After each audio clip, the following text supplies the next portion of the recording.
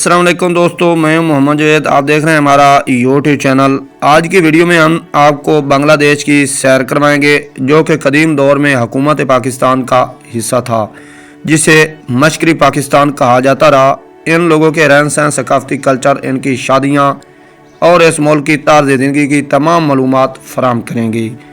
हमारे चैनल को ज़रूर सब्सक्राइब, लाइक करें ताकि हम मोटिवेट हों और हमारी हौसला अफजाई हो सके। इसकी तारीख और अहमियत जानने के लिए 50 वर्ष पीछे जाना होगा।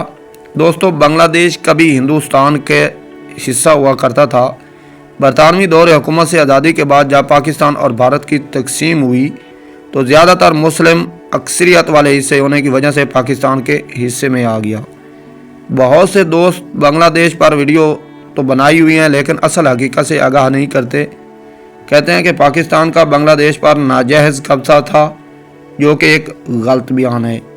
बांग्लादेश पाकिस्तान से इलादगी की वजूहात से एक वजह यह भी हो सकती है कि भारत को बांग्लादेश से बहुत ज़्यादा ख़तरा था, क्योंकि आज़ादी के बाद से भारत और पाकिस्तान के दरमियान कश्मीर के मुद्दे पर जंग जारी थी, जिसमें भारत को पाकिस्तान से बहुत ख़तरा था, क्योंकि भारत को अपनी सरहदें दोनों तरफ से बचाना मुश्किल हो जाता था।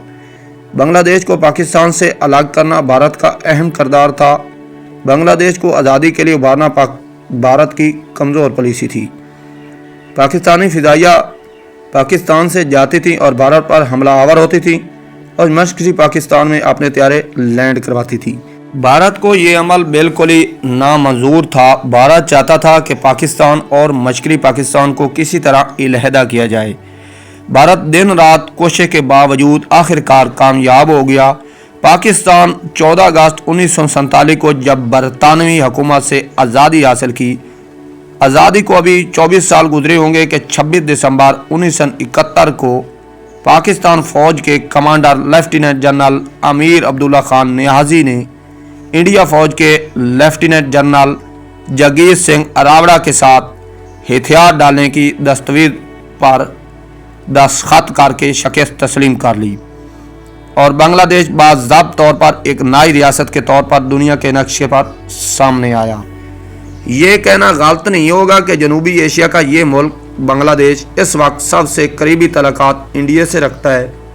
दोस्तों, बांग्लादेश के बारे में अगर दिलचस्प मालूमात और हक़ाइक़ की बात की जाए, बांग्लादेश का मुकम्मल नाम अवामी जमहूरिया बांग्लादेश है। फ़िक्स मजमूई आमदनी के एतबार से बांग्लादेश बहुत पीछे था, मगर पिछले 6 सालों से बांग्लादेश काफ़ी तरक्की कर रहा है। इसकी फ़िक्स मजमूई आमदनी $3900 तक पहुंच चुकी है। बांग्लादेश में सबसे ज़्यादा बंगाली लोग आबाद हैं, जैसा कि बंगाली बाबा, बंगाली जादू वाली सरकार शामिल हैं। बांग्लादेश का मज़हब इस्लाम है। ज़्यादातर आबादी मुसलमानों की है। हिंदू, मसीह बिरादरी और बाकी मज़ाहिब के लोगों की आबादी मुसलमानों की निस्बत कम है। बांग्लादेश की करेंसी को टक्का कहा जाता है। पाकिस्तानी 2.31 रुपए के बराबर है। बांग्लादेश की कुल आबादी 17,51,88,062 लोगों पर मुश्तमिल है। अगर बांग्लादेश के रकबे की बात की जाए तो इसका कुल रकबा 1,48,460 मुरब्बा किलोमीटर है। बांग्लादेश पूरी दुनिया में क्रिकेट के हवाले से पहचाना जाता है, मगर बांग्लादेश का कौमी खेल कबड्डी है, जिसे बहुत कम खेला जाता है। रॉयल बंगाल टाइगर, जो टाइगर की नस्लों में सबसे ख़तरनाक माना जाता है, ये टाइगर भी बांग्लादेश में पाया जाता है। ये टाइगर जब दौड़ता है तो 3 से 4 किलोमीटर तक इसकी आवाज़ बआसानी चली जाती है। इसको बांग्लादेश का कौमी जानवर भी कहा जाता है। बंगाली टाइगर को देखने और बांग्लादेश के तफरीही मकामात की सैर के लिए लाखों अफराद इस मुल्क का रुख करते हैं। दुनिया का सबसे बड़ा और सदाबहार जंगल भी बांग्लादेश और भारत की रियासत बंगाल में आता है। इस जंगल का ज़्यादातर हिस्सा बांग्लादेश में आता है। बंगाल टाइगर के रहने की ये सबसे बेहतरीन जगह है। बांग्लादेश में सबसे ज़्यादा बोली जाने वाली ज़बान बंगाली है। बंगाली इनकी कौमी और सरकारी ज़बान भी है। इसके अलावा और ज़बानें भी बोली जाती हैं। बांग्लादेश को नदियों का मुल्क भी कहा जाता है, क्योंकि बांग्लादेश में छोटी बड़ी नदियों को मिलाकर कुल 700 से ज़्यादा नदियाँ हैं।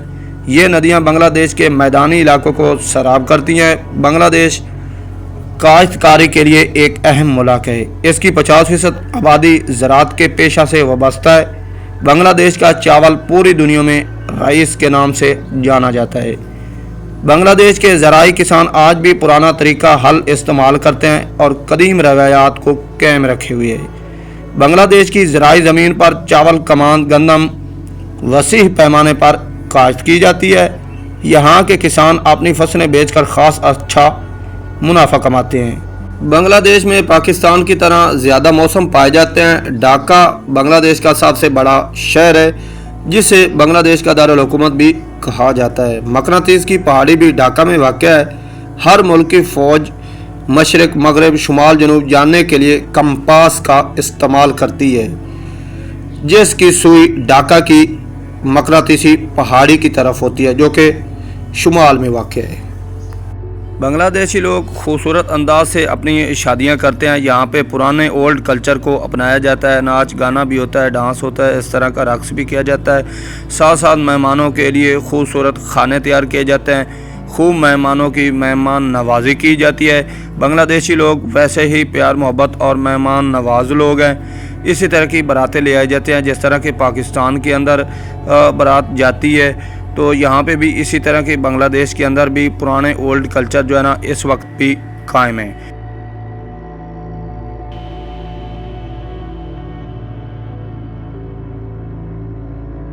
بنگلہ دیش کے دیہی علاقوں میں زیادہ تر لوگ مال مویشی پالتے ہیں اور مال مویشی سے حاصل ہونے والا دودھ اور پنیر مارکیٹوں میں فروخت کر کے کافی اچھا خاصا پیسہ کماتے ہیں۔ تو مہندے ناظرین، آپ کو یہ میری کاوش پسند آئی ہوگی۔ اگر پسند آئی ہوگی تو ضرور ہمارے چینل کو لائک کریں، سبسکرائب کریں۔ نیکسٹ ویڈیو لے کر حاضر ہوں گے، تب تک کے لیے اللہ حافظ، اللہ نگہبان۔